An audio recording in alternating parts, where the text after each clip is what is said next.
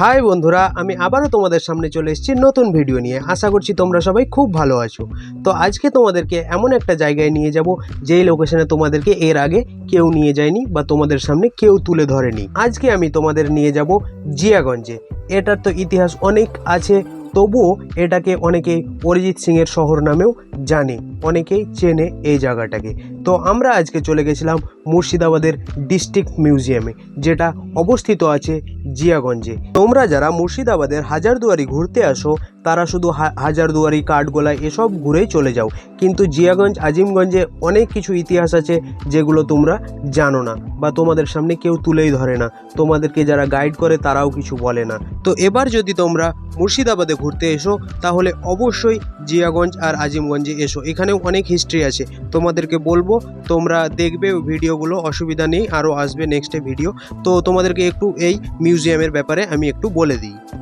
মিউজিয়ামটি প্রতিষ্ঠিত করার স্বপ্ন দেখেছিলেন রায় বাহাদুর সুরেন্দ্র নারায়ণ সিংহ 1963 সালে। তিনি এর জন্য জমিও দান করেছিলেন, কিন্তু তখন এটা কার্যকর হয়নি।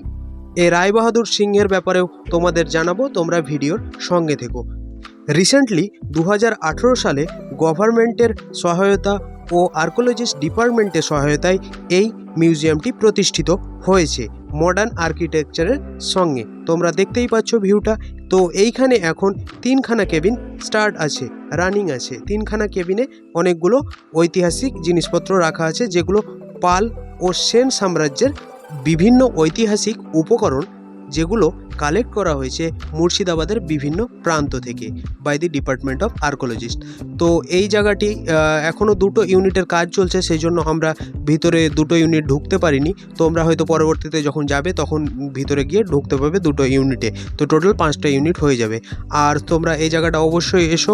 আমি ভিতরের ভিউটা দেখাচ্ছি না, কারণ তোমরা তো জানোই মিউজিয়াম মানেই হচ্ছে রেস্ট্রিক্টেড এরিয়া। সো সেই জন্য আমি ভিতরের ভিউটা দেখাচ্ছি না। যদিও আমি ভিতরের ভিউটা দেখাতে চেয়েছিলাম, আমি ওখানকার স্টাফের সঙ্গেও কথা বলেছিলাম, তো ওনারা বললো দেখো তুমি যদি ভিতরের ভিউটা দেখাতে চাও তাহলে আমাদেরই প্রবলেম। সেই জন্য আমি বললাম নো প্রবলেম, কোনো ব্যাপার না। তোমরা এখান থেকে জানতে পেরে যাবে নবাব সাম্রাজ্যের পূর্বে যে পাল ও সেন সাম্রাজ্য ছিল সেগুলোর ব্যাপারেও অনেকটা তথ্য পেয়ে যাবে। এরপর আমি চলে গেছিলাম রায় বাহাদুর সুরেন্দ্র নারায়ণ সিংহের বাড়িতে। তো কে ছিলেন এই রায় বাহাদুর সুরেন্দ্র নারায়ণ সিংহ?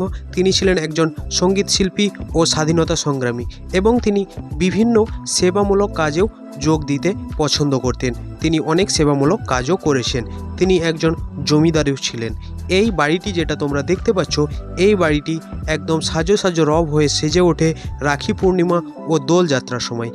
সেই সময় এখানে পুজো, প্রসাদ বিতরণ ও বিভিন্ন সামাজিক সাংস্কৃতিক অনুষ্ঠান, ফোক মিউজিক এইসব চলতে থাকে। আর তোমরা বাইরে যে ফাঁকা মাঠটা দেখলে, সেই ফাঁকা মাঠটিতে একটা বিশাল বড় মেলা বসে। সেই মেলাতে আশেপাশের বিভিন্ন প্রান্ত থেকে গ্রামের লোক এসে জমায়েত করে এই মেলাতে। আর তোমরা ভিতরে ঢুকে অনেকগুলো মন্দির বা ঠাকুর দেখতে পাচ্ছ। আমিও যদি এই ঠাকুরগুলো চিনি না, তো তবুও তোমরা একবার দেখে নাও। এই ঠাকুরগুলো তোমরা মেবি চিনতে পারবে, আমি এগুলো চিনি না। আর তোমাদেরকে একবার আর্কিটেকচারাল ভিউটা দেখিয়ে দিই ভিতরের। তো আর্কিটেকচারাল ভিউটা দেখো কত সুন্দর। আমি যতদূর মনে করছি মোস্ট অফ দি পিপল বা 90% লোক এই জায়গাটি বা এই লোকেশনটি আসে না। তো তোমরা অবশ্যই মুর্শিদাবাদ এলে এই জায়গাটি এসো। আমি বেশি ডিটেলসে বললাম না, ওপর জাস্ট বললাম, কারণ বেশি ডিটেলসে বললে ভিডিওটাও অনেক লেন্দি হয়ে যাবে, তোমাদেরকেও শুনতে অনেকটা বোরিং ফিল হবে। সেই জন্য আমি বেশি ডিটেলসে বললাম না। তোমরা এই লোকেশনটি চলে আসতে পারো। আর নেক্সটে আরও ভিডিও আসবে। এই আজিমগঞ্জ, জিয়াগঞ্জেরই অনেক হিস্ট্রি আছে, অনেক লোকেশন আছে যেগুলো তোমাদেরকে বলবো। তোমরা অবশ্যই আমার নেক্সট পার্টটাও দেখো। আমি নেক্সটেও ভিডিও একটা করব এই লোকেশন নিয়েই, যেগুলো তোমরা এখনও কেউ তোমাদের সামনে তুলে ধরেনি। তো আশা করছি তোমাদেরকে ভিডিওটা ভালো লাগলো। যদি ভিডিওটা ভালো লেগে থাকে লাইক করে দাও, কমেন্ট করে দাও, সাবস্ক্রাইব করে দাও, শেয়ার করে দাও। টাটা বন্ধুরা, বাই বাই। আবার দেখা হবে নেক্সট ভিডিওতে।